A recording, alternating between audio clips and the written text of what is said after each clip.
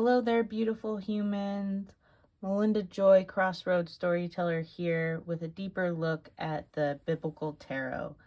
I am a professional tarot reader, and before I was a tarot reader, I was a biblical studies scholar and a pastor. This is going to be a multi-part series, so be sure to check the description box below to find the playlist. And in this series, we're going to be comparing the Nicholas Conver Tarot de Marseille and the Pamela Coleman Smith A.E. Waite Tarot Deck Centennial Edition to the Biblical Tarot. Note that all of the opinions and perspectives on these cards will be from my unique perspective. I have not yet read the guidebook that comes with this deck, and I am super stoked to explore this Biblical Tarot deeper with you.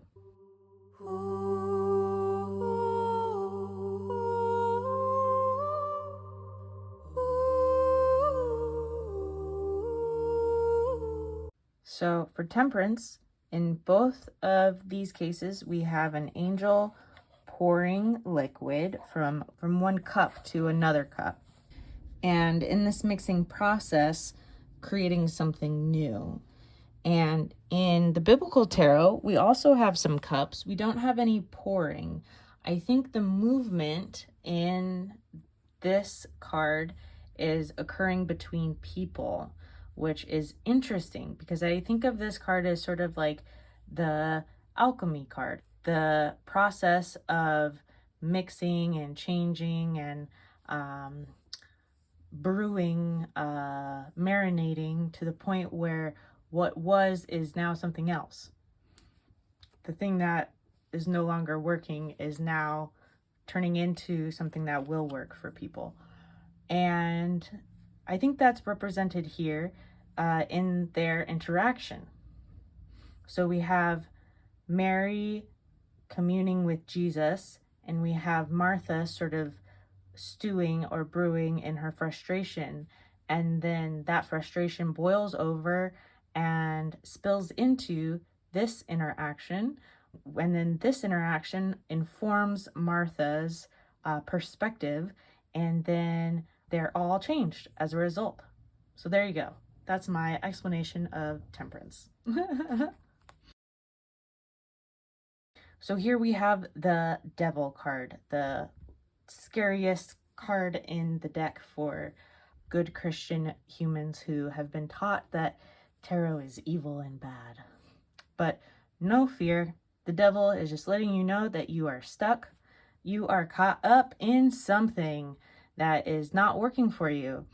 And it would be better to change your patterns and your habits for a different way of being that will serve you better, because this one is just stuck.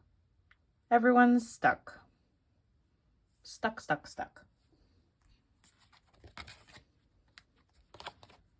I love this card. When I first started thinking about the Bible and the tarot, this was the card that I was most sure of. Of course, the Tower would be the Tower of Babel, because the Tower in both of these cases represents the destruction of something, not just the conclusion of something, but the inability to move forward with that project or that process or whatever it is that came tumbling down and is no longer.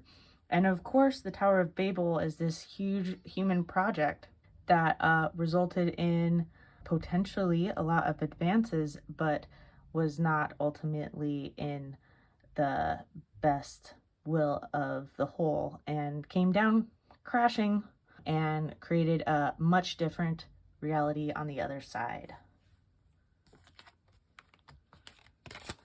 The Star.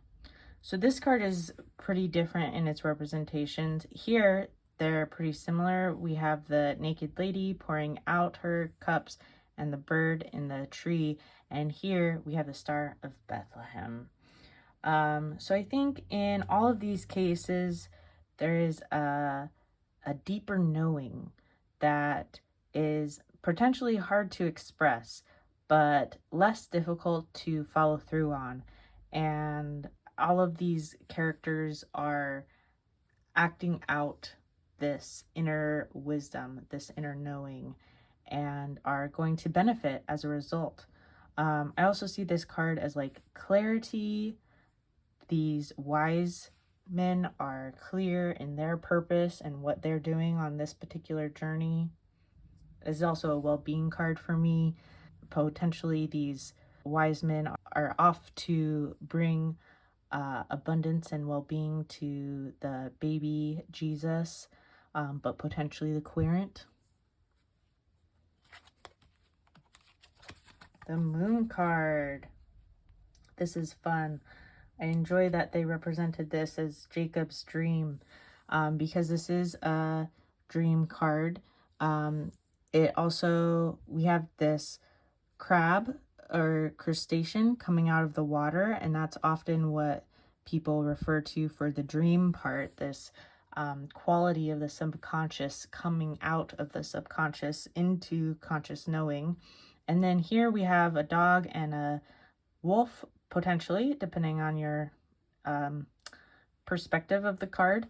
And oftentimes it's hard to see in the dark. It's hard to know what is good, what is safe, and what is dangerous in the dark.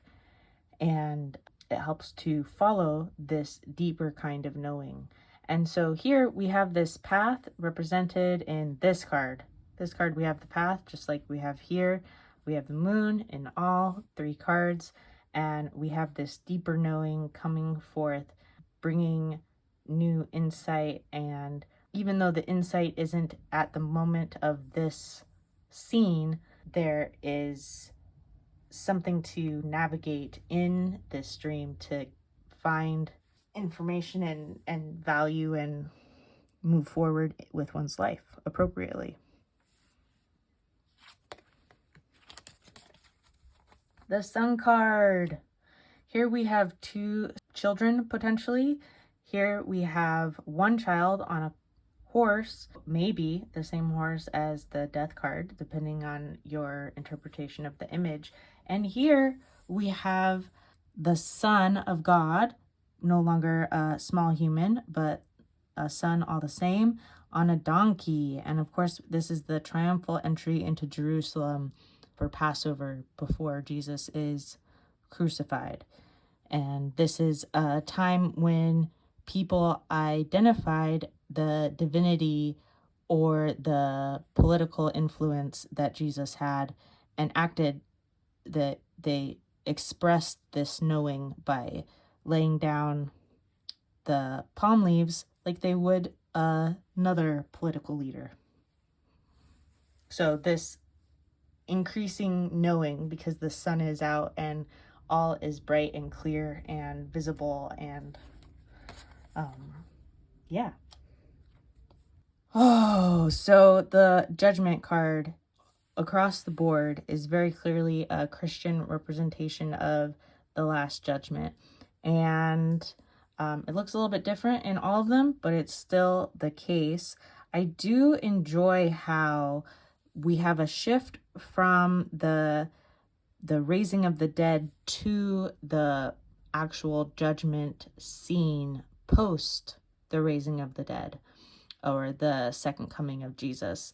And this is once again a very reminiscent of the book of Revelations, and when the lamb and the beast are present together among the holy host and all the witnesses. How exciting. Very grand. Okay, last card. We've got the World card. In these 2 cards, we have this representation of the world as a naked figure surrounded by the evangelist or the cherubic beasts, the beasts that surround the throne of God. And here we have the New Jerusalem, the new heaven that is created after the Last Judgment in the book of Revelations. So this is super beautiful. I totally understand why they chose this representation. I do enjoy how there still is this circle reminiscent of this circle, but this is where I want to talk about the Empress also. You can see on the World card that there are these four figures around, and here it's more explicitly with angel wings, just like these are with angel wings. Originally, this card, according to Robert M. Place, was potentially based off of the images in cathedrals of the Sacred Heart. And so there are mosaics and stained glass representations of the Sacred Heart and 4 figures surrounding the Sacred Heart. And in this way, this image was infused with this divine, with this Christian symbolism. And so just as a side note, I think it's so interesting that the Sacred Heart shows up in the Biblical Tarot also, and it also has the 4 cherubs around it, but it gets the Empress card instead of the World card.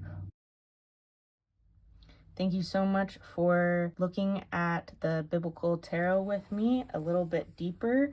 Be sure to like and subscribe, and you won't miss any of the future content that's coming. So many blessings.